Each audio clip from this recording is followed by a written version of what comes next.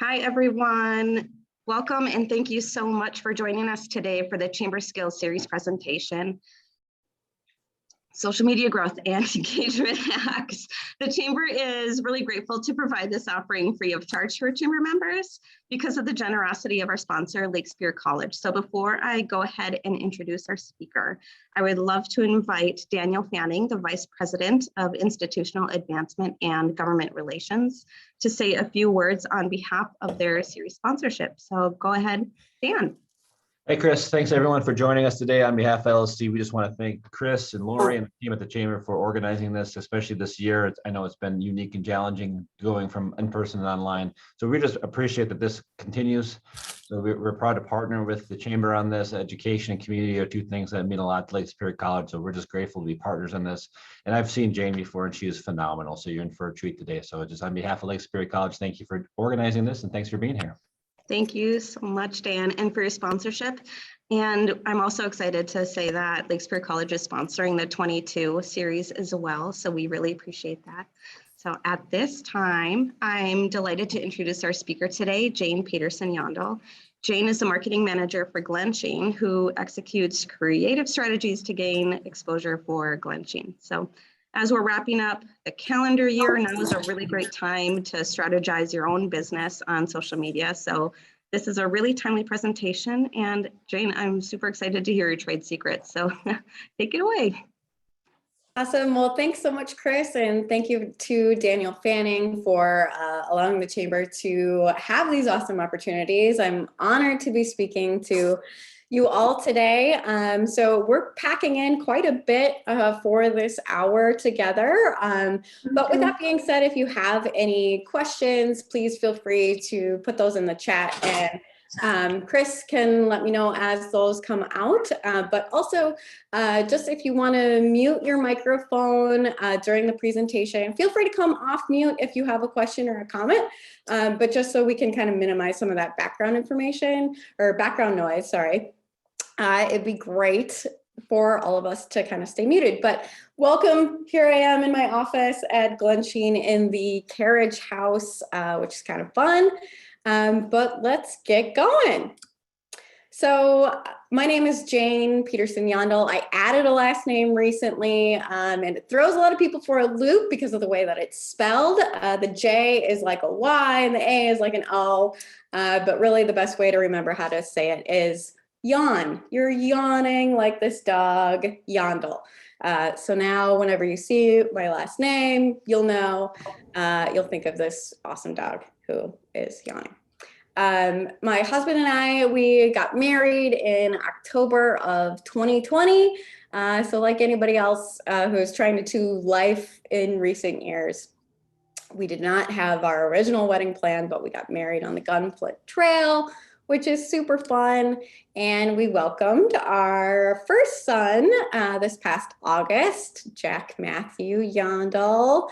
He turns 4 months old soon, and I can't believe it. He gets his 4-month shots on Monday. So send us all the good vibes that he's not super fussy and that we have a happy, somewhat happy baby post shots.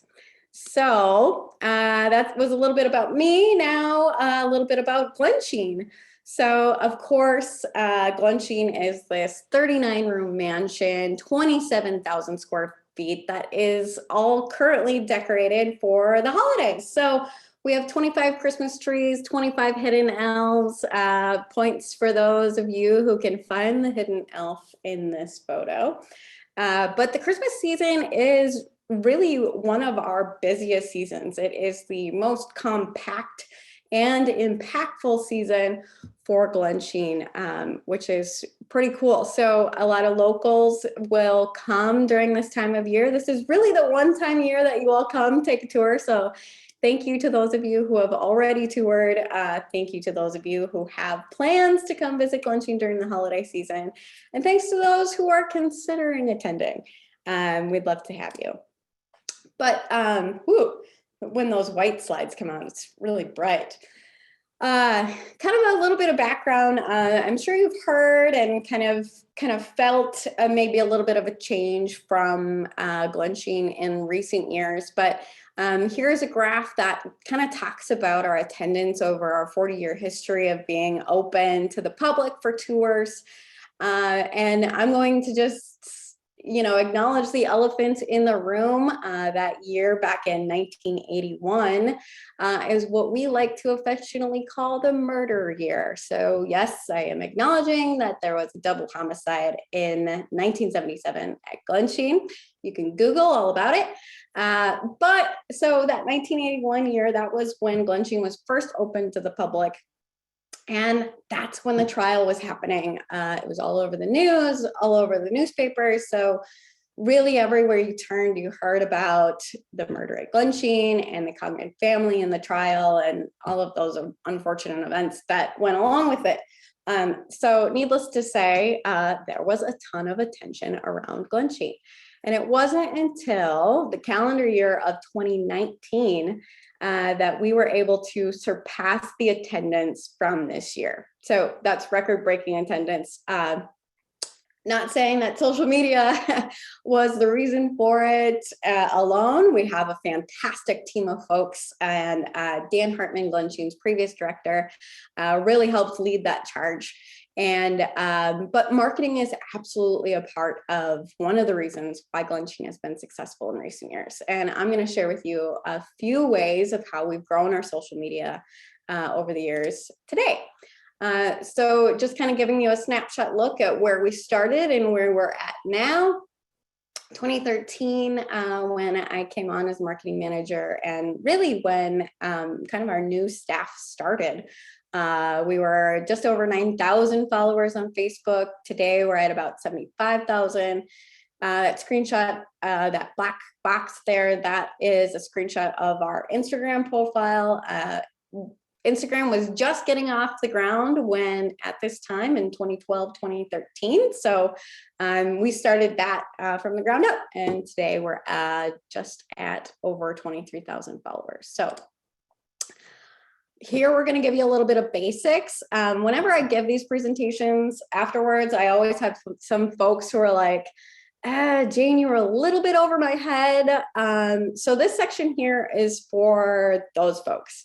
It's probably going to be a review for a lot of you, but I do have handouts that I've provided to Chris, and a link that hopefully she can provide to you afterwards that includes all of this kind of more basic technical information. And so you'll definitely get that from me today. I just won't go into huge in depth with it. So really kind of three things that you want to make sure that you're doing right off the bat before you start anything that we're going to talk about today is make sure you complete your bio and your about section. This is huge because it's one of the very few searchable functions that Facebook has connected to Google. So if your about section is 3 or 4 years old and it says that you're open on Mondays, but you're no longer open on Mondays, something that you want to consider changing. Also, you want to have a really great uniform brand presence, and that's very simple in executing, just to have your logo as your profile picture, making sure that it is something that's going to be easily recognizable, and not something that people are going to have to squint to understand, or that it's different across all your profiles. And then really last but not least, make sure that you're using Facebook Business Manager. If you don't have your account for your business or organization that you're representing as a business page, I do provide step-by-step instructions of how to do that in the Facebook handout. Once you have that conversion, then you have so many more tools at your disposal that are going to make your life a ton easier. So here's that snapshot of the about section that I was talking about. You can look at it right when you're looking at your profile. We have actually decided to remove our business hours just as kind of a hack for you. Facebook takes much longer than Google does to accept your changes. Glensheen, we offer various hours during the various seasons. And so we noticed that it didn't make sense for us to list our hours on Facebook, but it of course does on our Google business profile. So just kind of a little hack there for Facebook About section. So like I said, look for that handout, that link that will be coming with more detailed instructions if you need help with this kind of technical step-by-step basics. But okay, so here we go. This is really where I like to start with any kind of social media conversation. So we like to approach our social media strategy at Glensheen with a very simple analogy and metaphor of an onion and the various layers of the onion that we have. Some people also may recognize this mindset as a type of funnel or sales funnel, lead funnel, whatever it is you want to call it. But I like the onion analogy better. So at that very top level where most of your audience is going to be sitting is going to be in that head turn kind of like awareness level. So this is where people will understand for us, for our fans, that Glensheen exists. So that's really that starting point of they know that Glensheen exists in Duluth. It's a mansion they can tour. Really, and then moving on to that next layer, we start looking at conversions and how we can kind of convert that awareness that Glensheen exists into getting folks to get excited about taking a tour. And then that third layer is creating a fan, which has been such an impactful way for Glensheen to grow. I'm sure a lot of you have heard that it's easier to get a customer to return than it is to create a brand new one. So that step 3 is so huge, and social media is a great way to cultivate those fans. And then of course your super fans. So that's going to be your smallest section of the pyramid there, smallest pool of people, but they are highly impactful, I'm sure, as you've noticed. For Glensheen, these super fans are going to be our members or our donors. So this is kind of to help you set the stage in terms of, who you're talking to and what your goals are.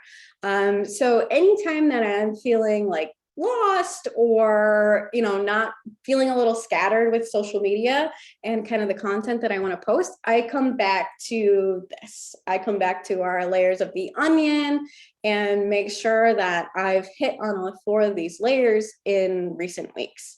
And if I've done a whole bunch of head turn posts, a whole bunch of that level 1 posts, and it's been maybe a month since I've created some content for our super fans, I know that that's probably where my next focus needs to be in terms of creating content. So there, we're setting the stage in terms of kind of our general overall approach. And to give you some examples of, kind of what that looks like and how you could hit multiple levels with one post. So here is a screenshot of a fall post that we did, and it was very successful. We ended up boosting it, but I've screenshotted some of the comments and how I know that we're hitting multiple levels. Let's see, Pat Steele, she says, one of my favorite places on earth. So she is very clearly either in that level 3 or even that level 4. She's obviously a fan, and she might even be a super fan, a great member, or even a donor. Jan, she loves it up north, especially in the fall. So she's probably writing on that level 1 or level 2 area. And then Barb says, very pretty. We were there a couple weeks ago. Perfect. So she was just probably recently converted, hanging out in that level 2 conversion. And Diane, these are the comments that I love to see when working in social media. That means that I've gotten them from that awareness level of that, level 1, and I converted them to that level 2 of taking a tour. Diane says, I guess I need to go there again. It's been a while. So that's a great way to kind of break down and understand where your fans are at. So talking about our audience, we wouldn't be having a marketing conversation unless we talked about who your audience is. Knowing your audience is probably a lot like how a cat would feel looking at a Christmas tree and really wanting to bat those ornaments. So when you understand your audience, you have these powerful things at your disposal, and it should feel that exciting for when you know your audience. Looking at your insights and cross-checking across platforms is a perfect way to start to get to know who your audience is. So kind of a fun story. When we started marketing Glensheen back in 2013, this is who we were told a big chunk of our audience was.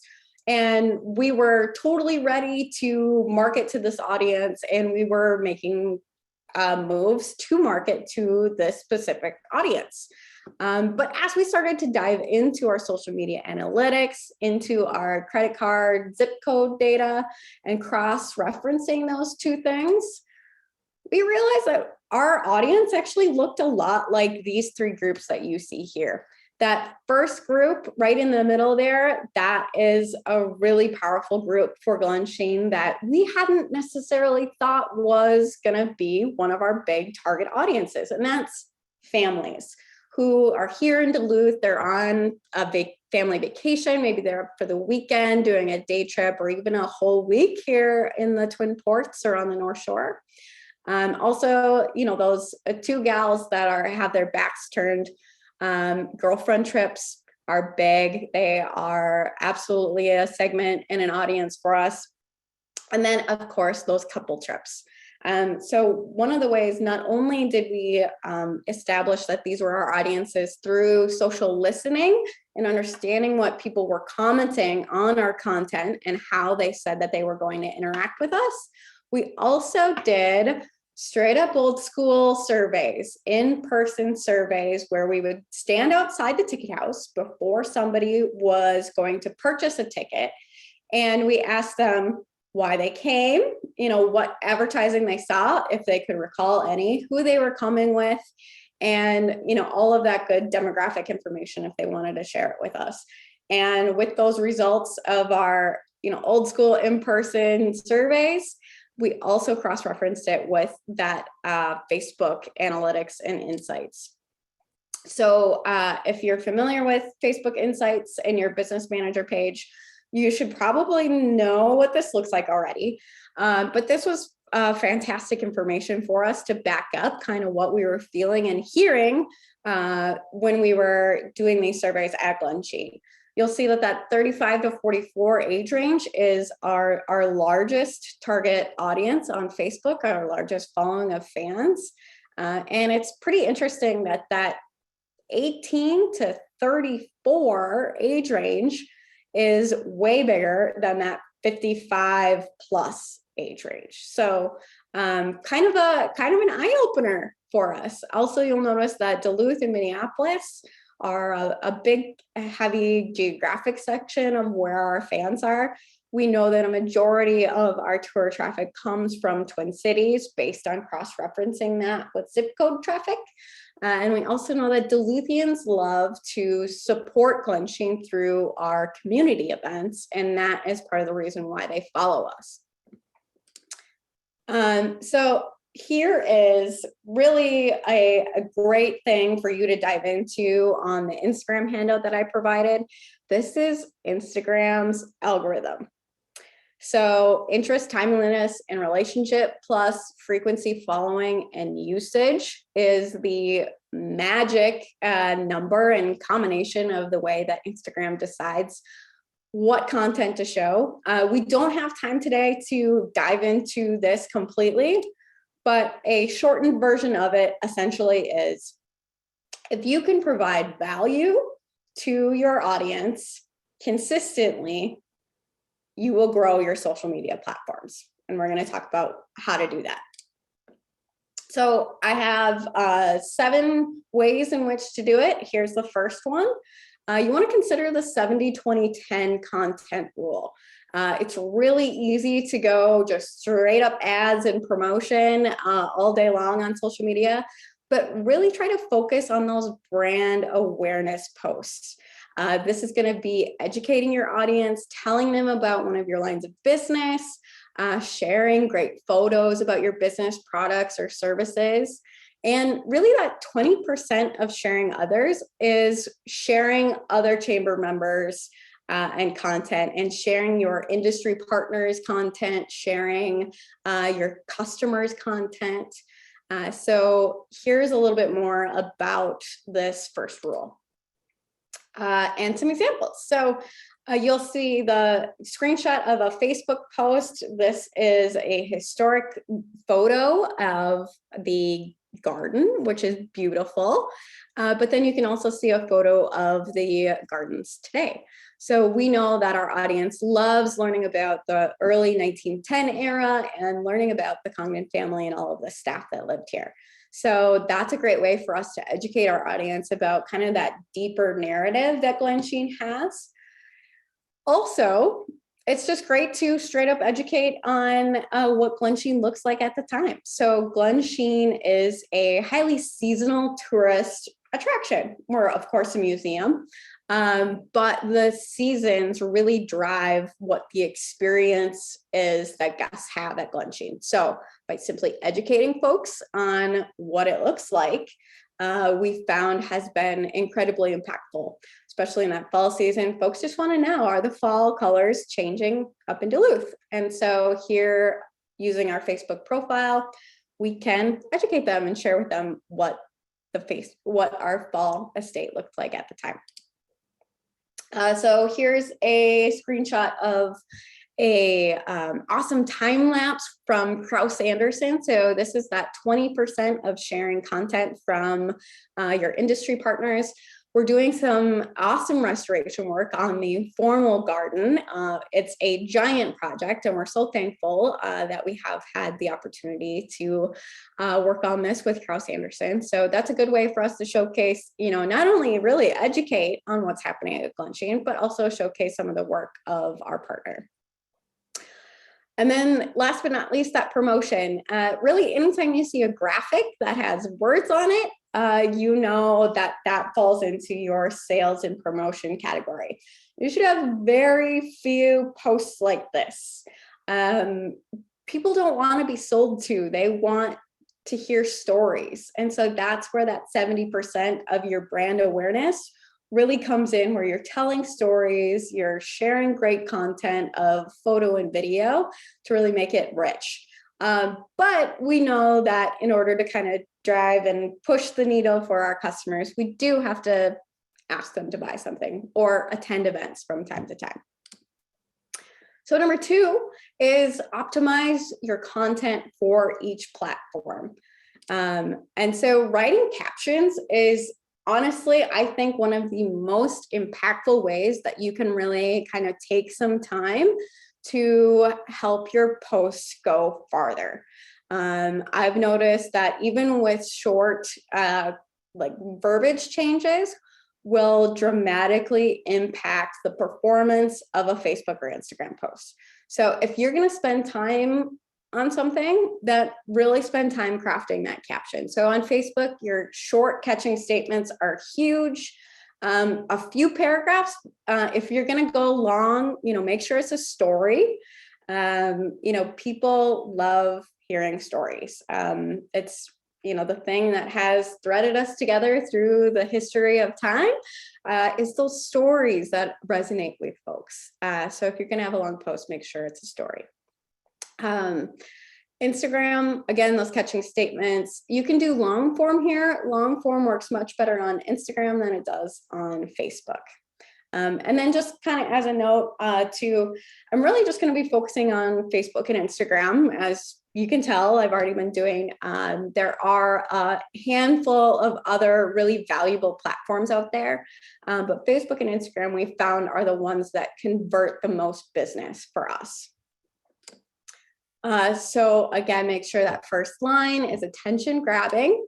And here's an example of a recent post. You may have seen this article. So that first line, if you've ever wanted to live in Glensheen. So of course, I think a lot of people would maybe want to take us up on living in a 39-room mansion. So that's that attention grabber.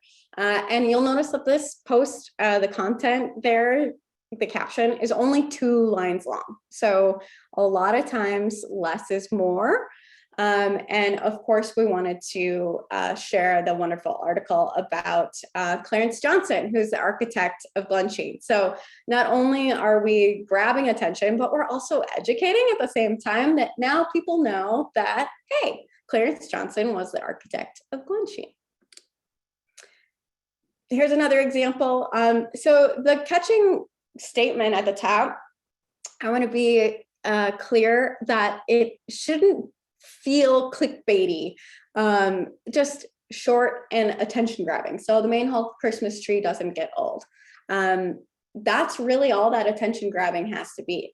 And so of course we're wanting to drive traffic for our call to action. So this one's only 3 lines long. Of course, giving credit to the photographer who took the photo. But really, here's some screenshotted posts of our best performing posts that we've had in the last couple of weeks. And the posts that have had the short captions have performed the best. Here, I'm really just letting the photos speak for themselves.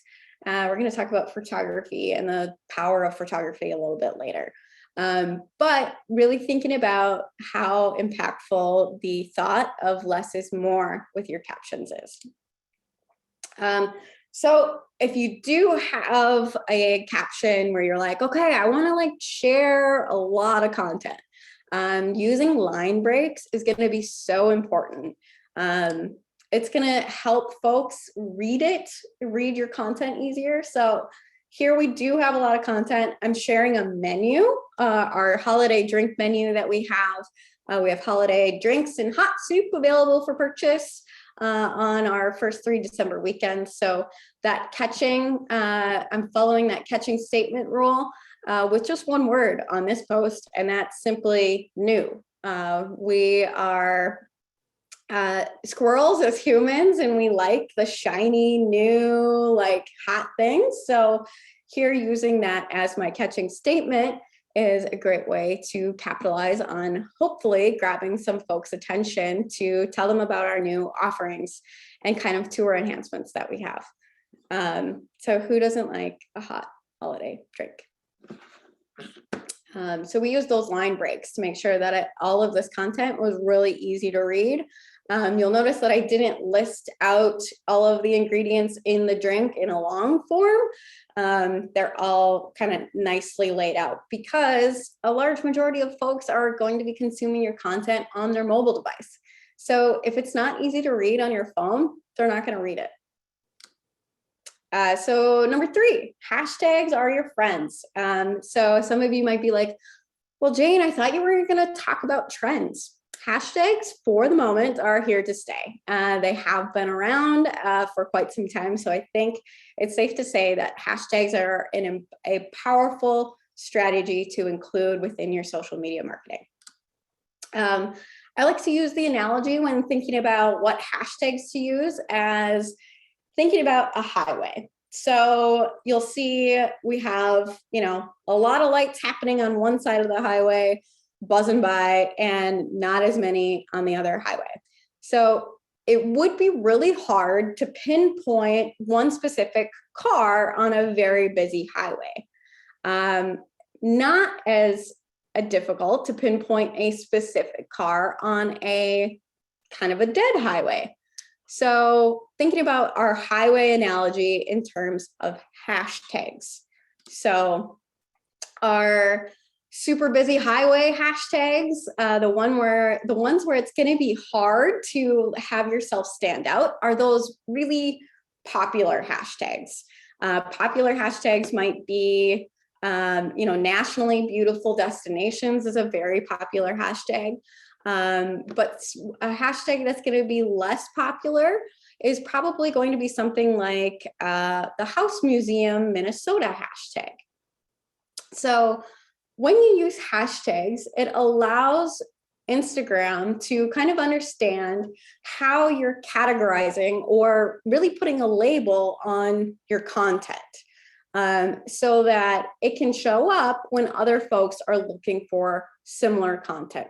So on the hashtag highway of Glensheen, there's only theoretically going to be pictures of Glensheen. No, we jumped back there. And with the breakfast room, you're going to see other pictures of breakfast rooms there, or only in MN, that's Explore Minnesota's hashtag. So you're going to see a whole bunch of content dedicated to Minnesota. Visit Duluth is going to be those Duluth photos. So making sure that you have a mix of, that different kind of popularity or use of the hashtag. You want to give yourself the chance to stand out on that really busy highway on those super popular hashtags, but you also want to make sure that you're catering to your niche audience, those smaller, more engaged audiences with your less common hashtags. So having a mix of both is so important. If you're like, oh my gosh, I have no idea where even to start with what hashtags to use, a good way to do it is to look to your local photographers, especially if you're in the tourism industry. This is for those tourism industry folks.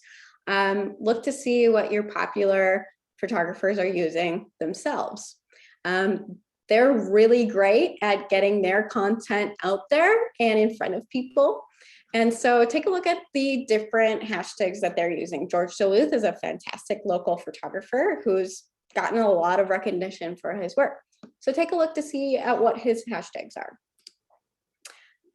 So the really cool thing about hashtags is when you type in, let's say, Lake Superior, you can see that when you're on Instagram, it categorizes it by top accounts, audio, which is a new one, and tags. So that tag section is going to be your hashtags. And then you can also see here that you can start following hashtags. So when you search a specific hashtag, like this one, something that you want to track as a marketer, you can follow hashtag trends.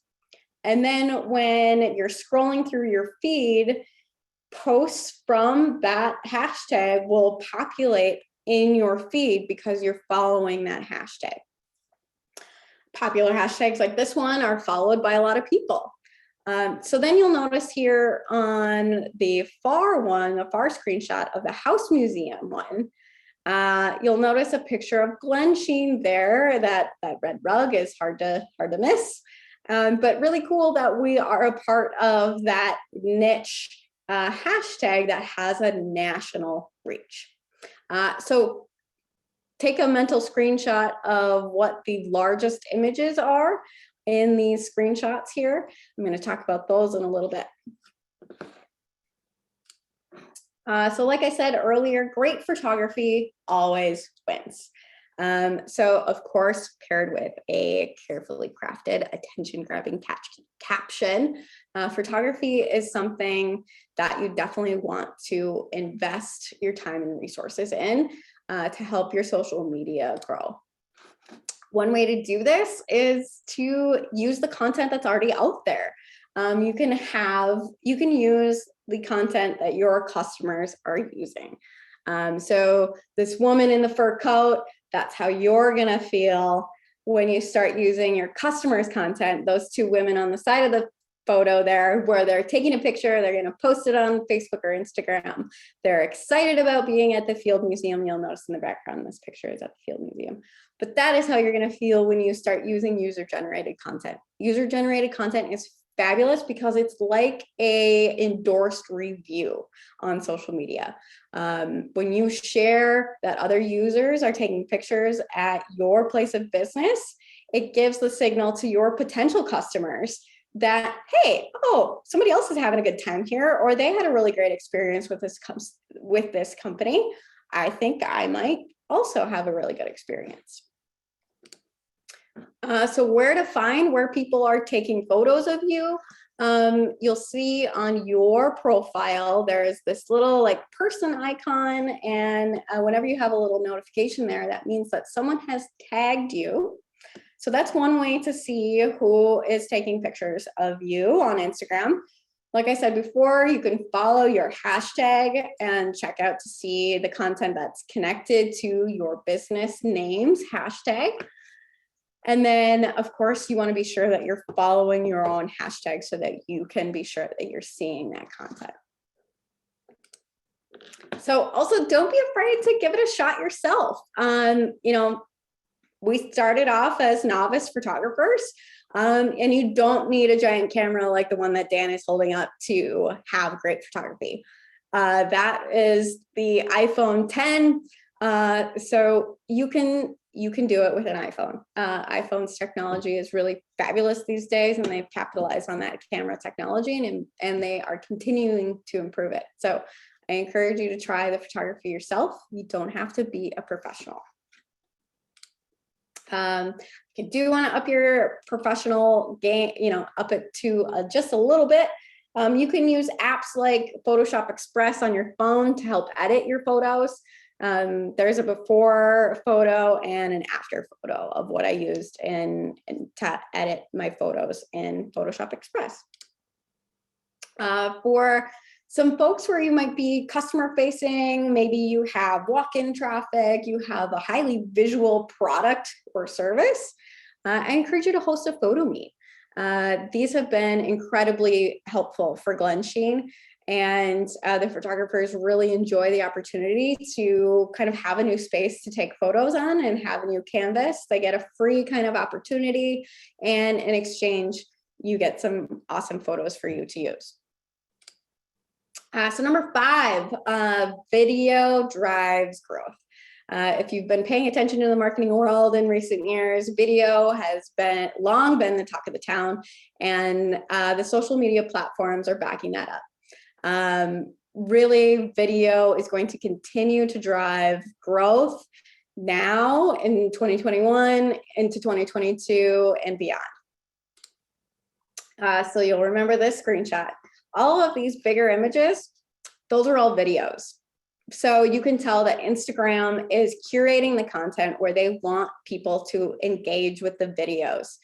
These social media platforms have figured out that videos keep people on the platforms longer. So therefore, they're going to serve more video versus photo to their users. So what does that mean for you as a social media marketer? That you should also be serving up some video. So here are a handful of other reasons why video is so important. Gets more exposure and engagement. We touched on that. It's growing in popularity across all channels. Typically has a longer shelf life. This is so cool. Whenever we, hold on, I'm gonna take a little sip of water here. Whenever we post a Lake Superior video, we see engagement on it for weeks after it's been posted, and that is rare compared to a Lake Superior photo. It can be used across all multiple platforms, which is fantastic, and also it's a more personable way for you to engage with your audience. Facebook Lives have been a great way for Glensheen to grow our fan base. The Facebook Live is not for everybody. It's not for every part of our audience either. But we have recognized that a segment of our audience really enjoys our Facebook Lives and kind of that personal behind the scenes experience that we can provide. And boosting your posts. So having that organic reach and growth is great, but a great way to have your content go that extra mile is by boosting your posts.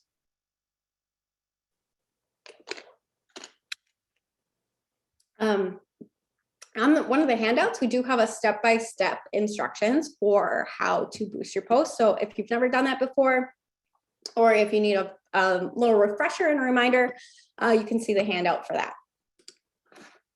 So I'm giving you a screenshot of our week's insights on our Facebook posts.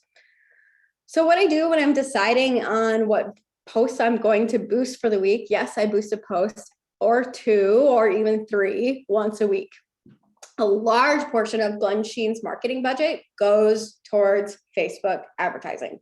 And we've made that move over the years because we've noticed that when we do those surveys, those in-person surveys, people are saying that they're hearing about us on Facebook and our social media platforms. Facebook has been a huge conversion tool for Glensheen.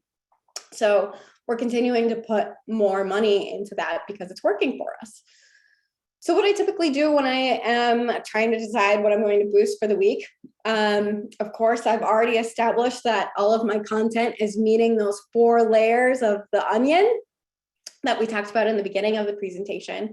I take a look at what's reached a lot of people, and then I look at what has high engagement. So you'll see here this 37 best Christmas displays. That is talking about our Spirit of the Lights outdoor display. Has been one of our best performing posts in the week. So even though Spirit of the Lights is a free tour enhancement offering, it doesn't directly correlate to driving revenue for us. It indirectly correlates to driving revenue for Glensheen. So even though it's a free offering, I'm still going to invest the dollars in promoting it because our audience found it interesting. And B, I also know that when folks are at Glensheen for our light display, a lot of times they take a second guess and they're like, you know what? We should tour the mansion. Let's go purchase a candlelight tour ticket. So a lot of this is giving folks different ways to think about your business and your different lines of business. It's not always selling your main money maker. Thinking about the different ways in which you can build up that ancillary story so that they can find different ways to experience you and your business. Kind of a fun hack is maybe you have a post from earlier in the week that performed really well. So this one last weekend performed decently. And this next weekend is our last weekend of this holiday offering. So I wanted to spice it up a bit. I noticed that, it felt a little bland with the one photo on the left. You'll see the December 10th version of the post. And on the right with the 4 photos, that is this morning's edit and what I ended up boosting and putting money behind. I know from experience that multiple photos tend to perform well. Photos with highly contrasting colors also perform well. I know that our main hall Christmas tree performs well. I know that the front of house pictures perform well. And then, of course, I wanted to include actually what I'm promoting, and that's the hot drinks and soup that is available for purchase at Glensheen this weekend. So that's a hack. Once you have a post out into the world and you want to boost it, but you're like, it's not necessarily relevant anymore, you can tweak it and then boost it. So make sure that you're utilizing your business manager capabilities and editing things that you need to. So here's a big secret. 90% of our Facebook ads are simply boosted posts. That's it. I'm not, spending a ton of time in Ads Manager. I'm not trying to decipher whatever Facebook's new layout of Ads Manager is. 90% of the time, we're just boosting posts that have organically performed well, that are already hitting my ad strategy, because I bake in that ad strategy into when I'm planning our organic posts and what we're going to share for the week. So, little hint. And really, last but not least, of our 7 tips here, let someone else do the heavy lifting of the trend watching. Social media is moving at an insanely crazy pace of how quickly everything is changing. And it would be really difficult for someone to keep up with all of the things that are changing. So that's why I subscribe to all of the different email blasts that these companies do. So Hootsuite and Later and the Daily Carnage are my 3 favorites. And then that link below the Daily Carnage is a link for you to subscribe to that email newsletter. These newsletters are where I get all of my good stuff. So if you're like, oh my gosh, Jane is a great marketer. Well, really, I'm just listening to what these fantastic marketers have to say. So that's a really great way to kind of let your brain relax when Instagram or Facebook rolls out something new, just let one of these three folks tell you how to use it. So essentially you're working smarter, not harder. You're like a dog on a yacht on Lake Superior. I think that's probably a pontoon, not a yacht, but you're like a dog on a pontoon. So really I want to end I want to leave you with this thought, and then we're going to save some time for questions and comments and discussion. But social media has gotten a bad rap in recent years, and it's an incredibly powerful tool for businesses. So just remember that social media is social, and it's something that you want to engage with. Schedule time to connect with your people. So even if this means just like scheduling 5-10 minutes of your day to engage with your fans on social media, I encourage you to do that. And really, when you're engaging and when you're on social media, let's remember to be nice out there. If you can feel like the golden retriever account of social media accounts, then maybe you're doing something right. As a business, it's a great opportunity for you to extend your digital presence and really cultivate those golden retriever and happy feelings around your business or organization.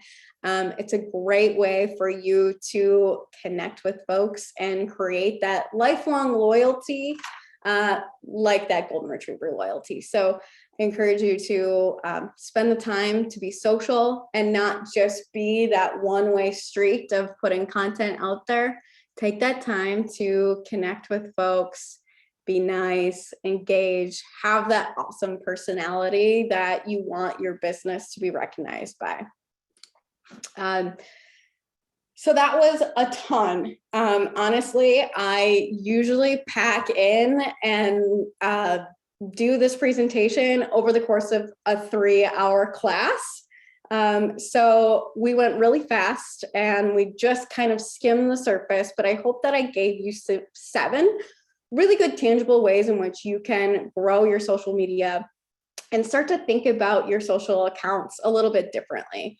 If you'd like to elaborate or continue the conversation after we're done with Q&A here, I'd love to connect with folks. Really enjoy talking about social media and kind of helping folks just talk through their strategy.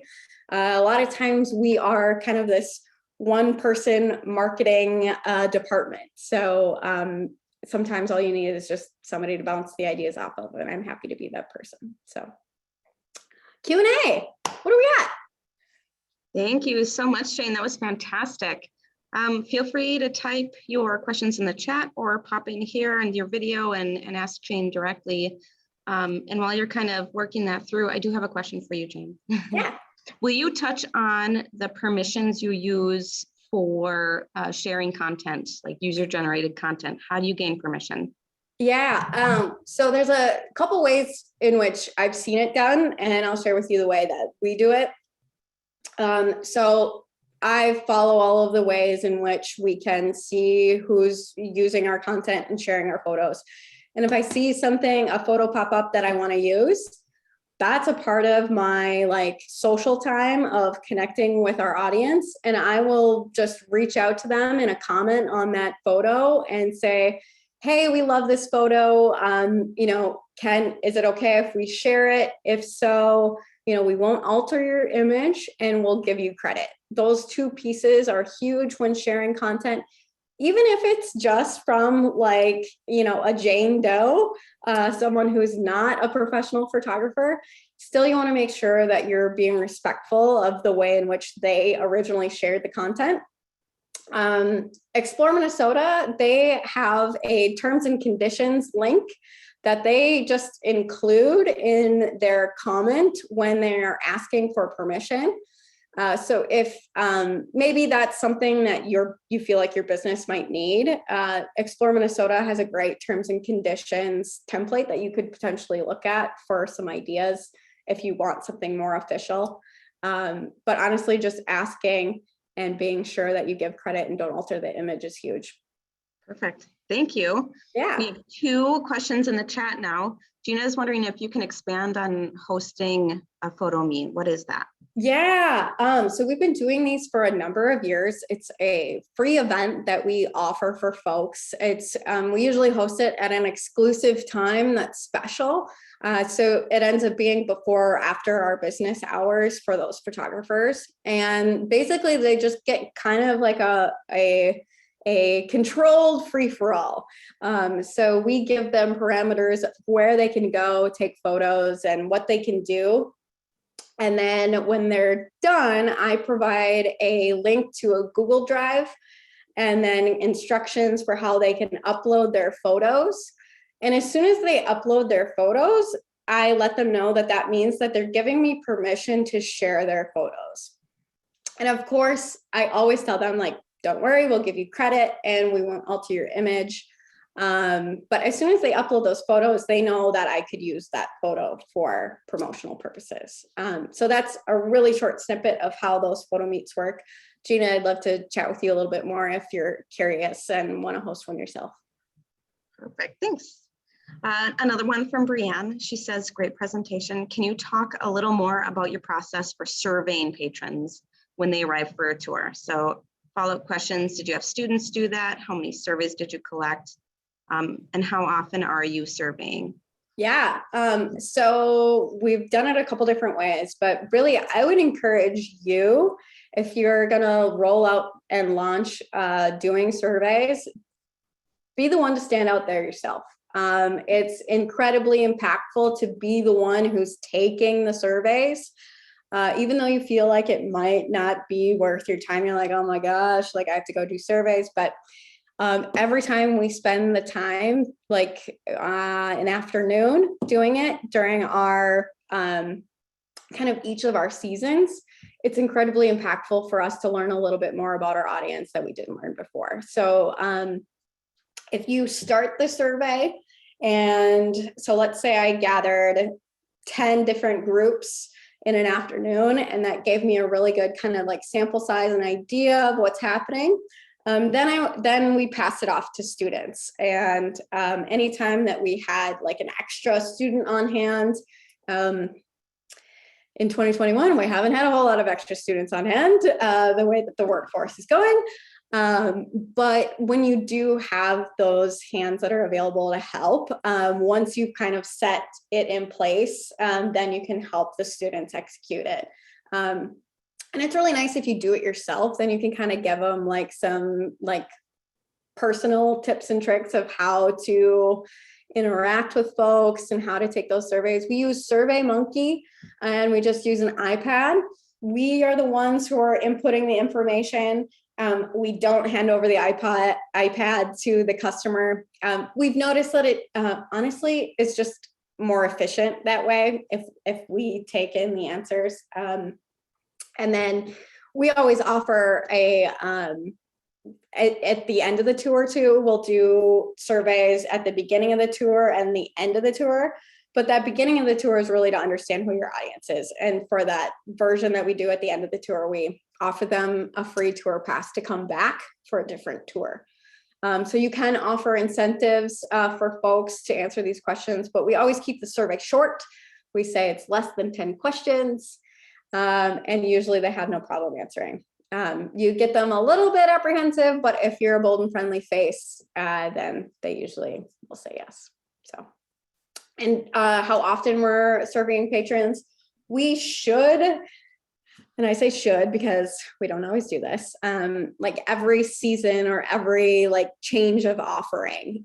So anytime you have some sort of change in your service or products that you're offering as a business, it'd be a really good opportunity for you to survey your audience to make sure that what you understand is what's the reality of how your audience is interacting with that. Perfect. Thank you so much, Jane. We do have a few more minutes if anyone else has questions, but otherwise feel free to pop off. I will be sharing the PowerPoint, those handouts that Jane has to distribute as well. And then we're recording this, so I will distribute the link to this recording so you can watch it again if you have questions or need a review or share with any friends or colleagues. So